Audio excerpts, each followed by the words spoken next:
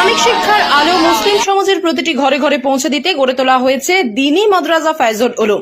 আধুনিক ও উন্নত মানের ইসলামিক শিক্ষার পাশাপাশি বাংলা, ইংরেজি, হিন্দি, উর্দু ও আরবি ভাষায় পারদর্শী করার লক্ষ্য নিয়ে এগিয়ে চলেছে দক্ষিণ চব্বিশ পরগনা জেলার গদিয়া বাহাদুরা মাদ্রাসা ফায়জুল উলুম।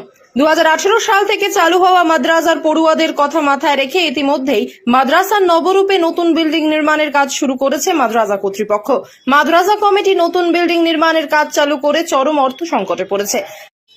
মাদ্রাসার নতুন বিল্ডিং নির্মাণে আরো কয়েক লক্ষ টাকার প্রয়োজন পড়ায় মুসলিম ধর্মাবলম্বী সকল দিনদার মাদ্রাসা দরদি মানুষদের কাছে সাহায্যের আবেদন জানিয়েছেন।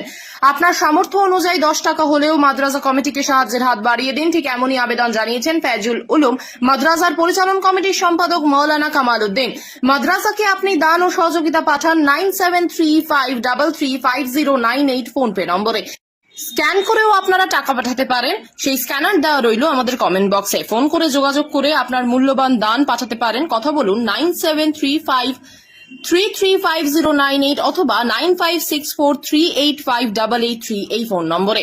মাদ্রাসাকে 10 টাকা হলেও দান করার সামর্থ্য থাকলে আপনি দান করুন। মাদ্রাসার পাশে থেকে মাদ্রাসাটাকে সাহায্য করুন। এই ভিডিওটি আরো বেশি বেশি করে শেয়ার করে সহযোগিতার হাত বাড়িয়ে দিন।